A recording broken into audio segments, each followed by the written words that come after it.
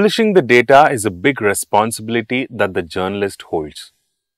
The forms of publication, the parties concerned, and the sources must be genuine, private, and protected. It is essential that mistakes be none to the minimal and that corrective measures are taken as soon as possible. Journalists' main goal is to ensure the right of citizens to truthful and important information, which allows them to form adequate impression about social processes, their essence and importance about the situation in the modern world. The journalist bears responsibility before the society in general, before the law, and before the professional association.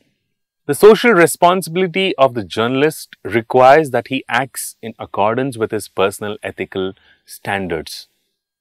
The ethics of the trade involve permanent responsibility of the journalist for everything he or she does in the framework of his or her professional obligations, rather than sticking to the rules which were established once and for all.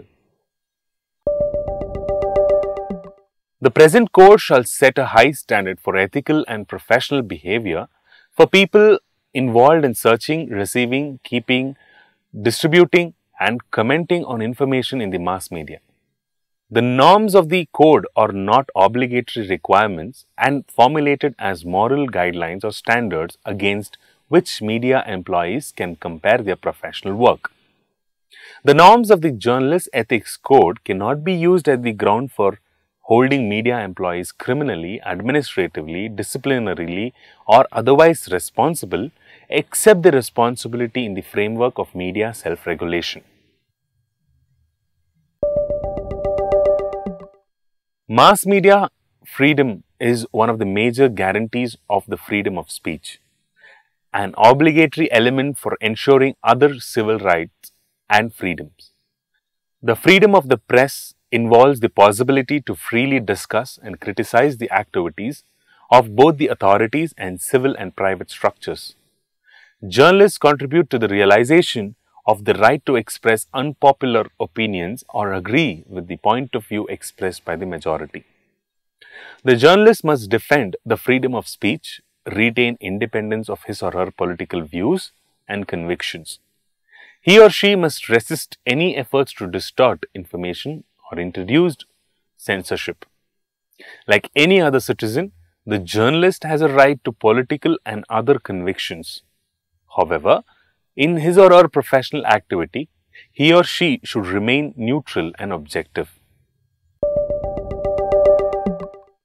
Respecting the right of society to objective information, the journalist must convey truthful information and a whole spectrum of opinions on certain issues. The news should be based on facts and information where truthfulness can be checked. The journalist should do his or her best to obtain information from all possible sources to make sure it is complete, truthful, and unbiased. Information which may offend or humiliate a person should be checked especially carefully. Information should be obtained in legal and ethical ways. When requesting information, the journalist must introduce himself or herself, name the media outlet that he or she represents, inform the interlocutor that his or her words may be published, except in cases when the information is confidential or impossible to obtain officially.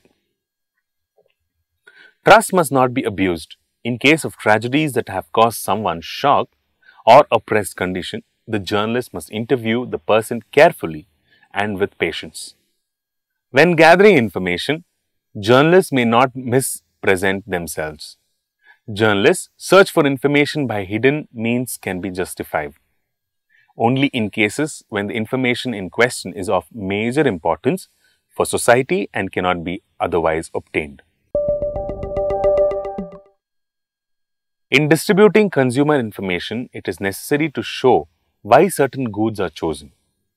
One-sided information about one group of goods and services, about the production of one brand name, one firm, and one network of restaurants should be avoided.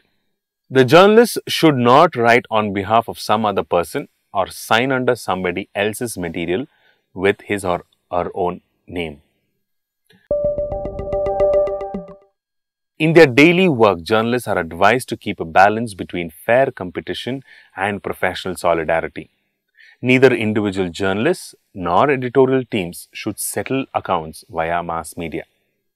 Such behavior damages not only their prestige, but the reputation of journalists' profession in general, since it undermines people's trust in the mass media. In resolving conflicts with the colleagues, the journalist should give priority to the jurisdiction of the journalistic association. Throughout your research stage, make lists of what you don't know yet, but wish you knew.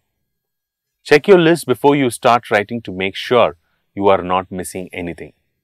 It takes a lot of time and effort to get the information for an investigative story. Don't make the mistake now of rushing into writing it. One of the luxuries of investigative reporting is that it is not usually as deadline driven as other news. Keep it simple and to the point. Avoid jargon and technical terms. Get used to the fact that you will never be able to use all the information you collected in your investigation. You want to give readers enough to see the truth of your story, but you don't want to make them numb with too much of information. Don't fret too much about the elements you have to leave out. Thanks to the internet, information that does not make it into the story does not have to go to waste.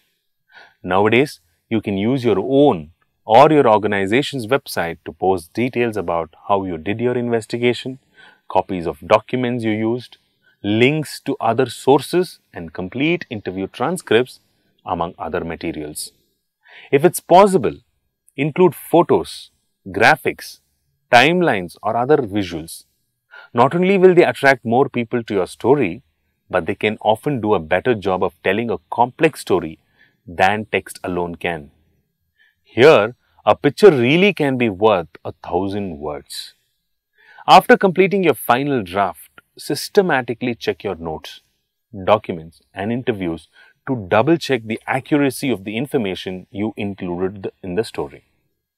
Have your story examined by your publisher or your company's attorney to check for libel or other legal problems. Often, a simple word change without changing the thrust of the story can keep you out of court. Write so that ordinary people can understand your report. Remember that you are much closer to your material and much more familiar with it than the average person is, than you were when you started the project. You have to write for the average person and not the experts and other people you have been talking to for the length of your research. Find someone you trust who has no background in the subject matter, a co-worker, a friend, a family member, and have them read the story, then explain it back to you.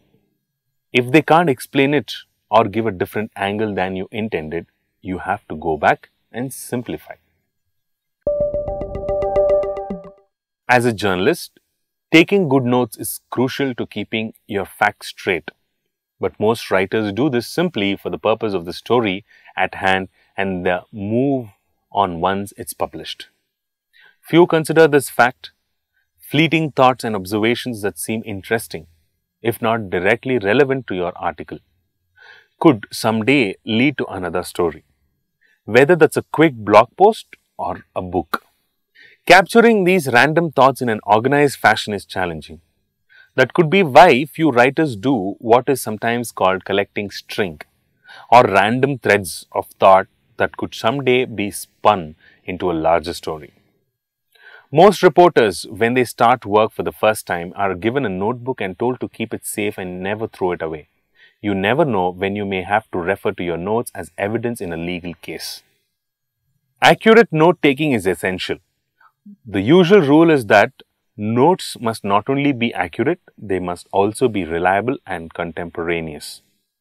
That means that you need to have spoken to reliable sources at the time an incident happened, rather than jot down from memory casual conversations long after the event.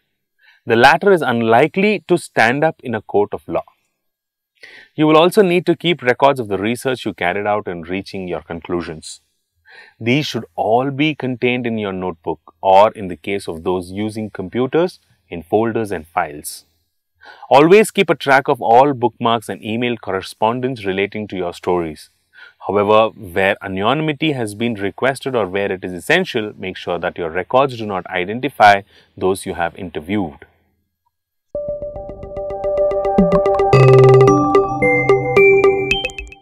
Jonathan Weiner, Pulitzer Prize-winning author of The Beak of the Finch and a professor at Columbia's Graduate School of Journalism, has created a method that's especially useful for journalists writing long-form stories or books. Let's say Weiner is interested in writing something about the history of zoology, but he isn't really sure what he wants to write about yet. He'll just start collecting observations related to this subject matter and create a Word document called History of Zoology. He'll save that inside several nested folders which he'll organize like this: collecting string, science, history of zoology document. Then at the top of the document, he'll start typing up an index. So, for instance, if he starts keeping notes on zoologist Diane Fossey, he'll type at the top of the document Fossey Diane in the index. Then in the body of the document, he'll type a header called Fossey with a note underneath.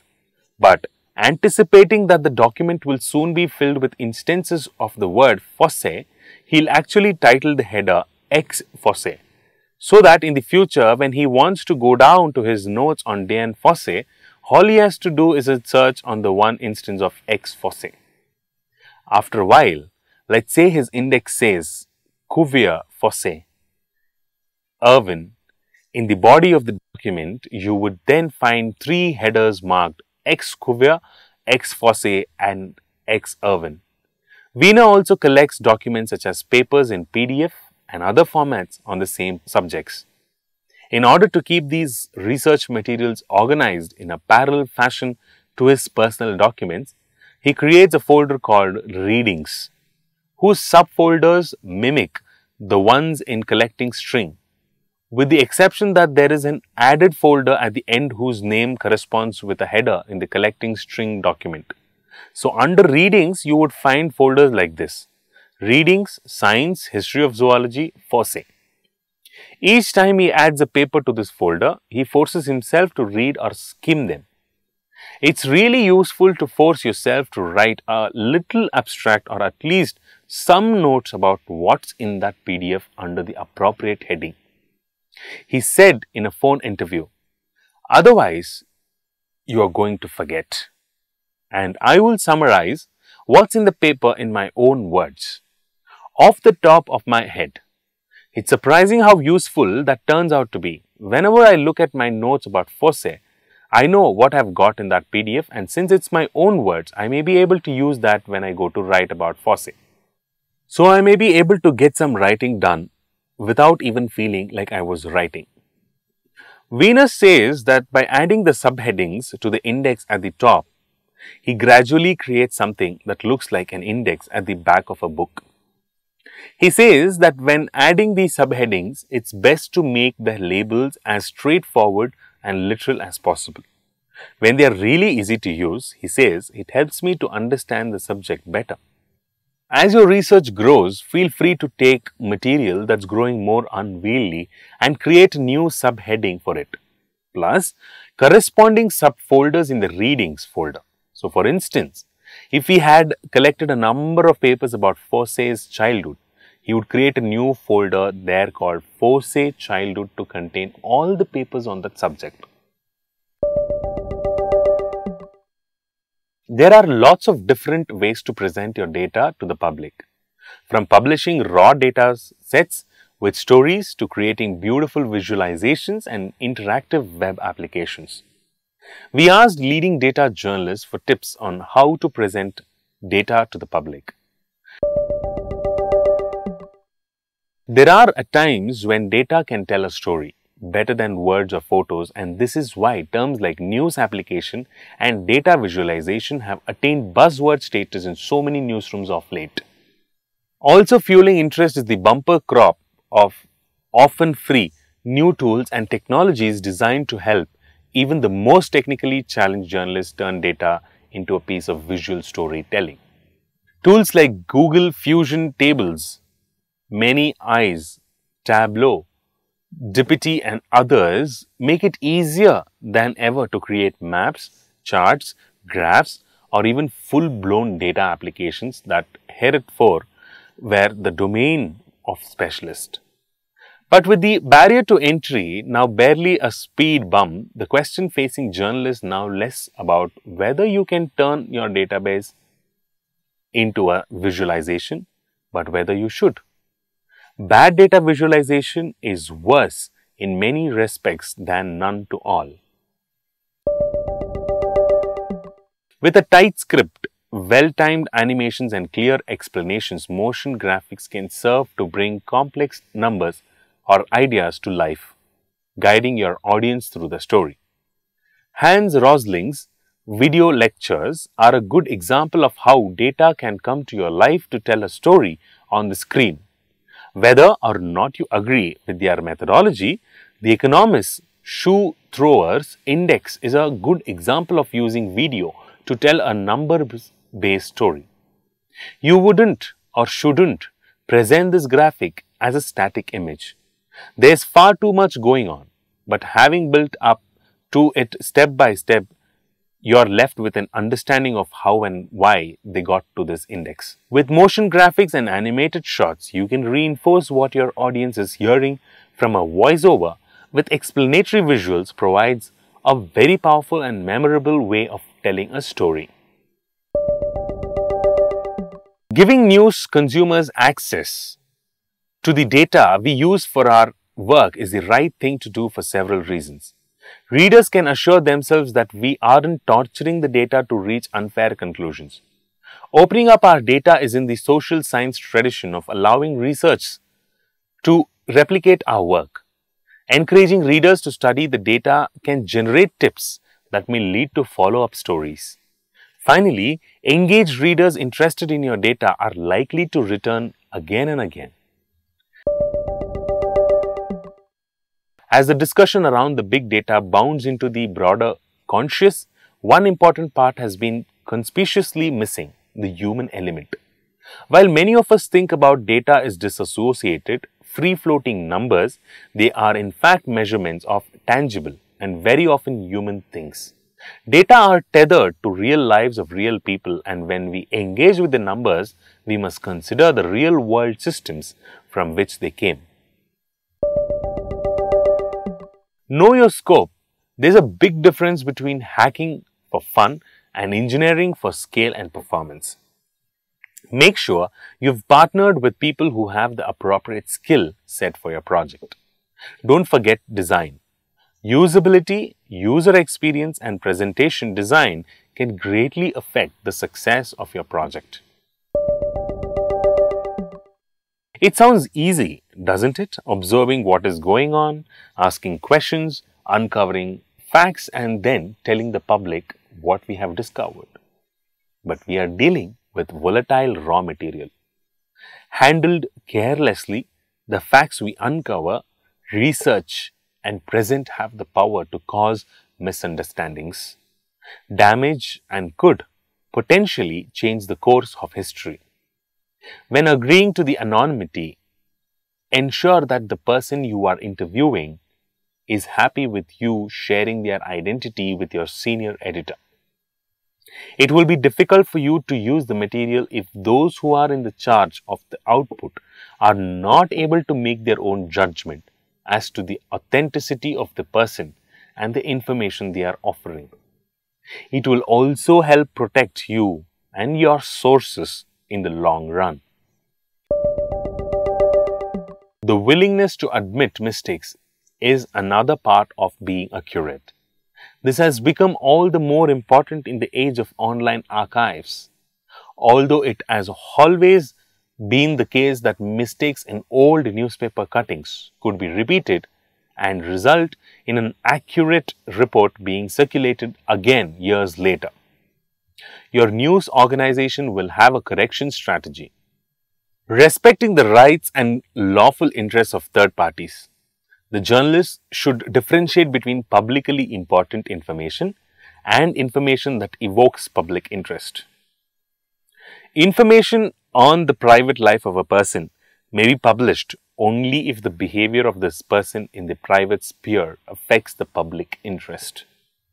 In such cases, it is necessary to make sure that such publication will not violate the interests of the third parties.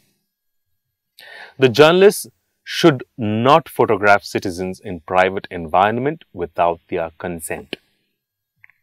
Photographs or pictures of people in their daily lives that could offend or humiliate them should not be published.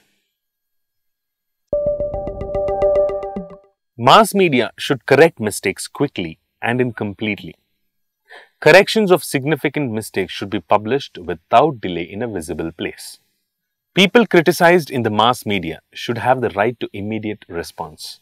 This response should not be accompanied by editorial polemic comment, and it should have a sufficient volume, correspond to the essence of the subject matter, and be acceptable in form. It is the sole responsibility of the journalist to organize the material and information obtained from any or all the sources. It is at the discretion of the agency or the organization to reveal the information to the public. Great care has to be taken while publishing any obtained information or data to the audience.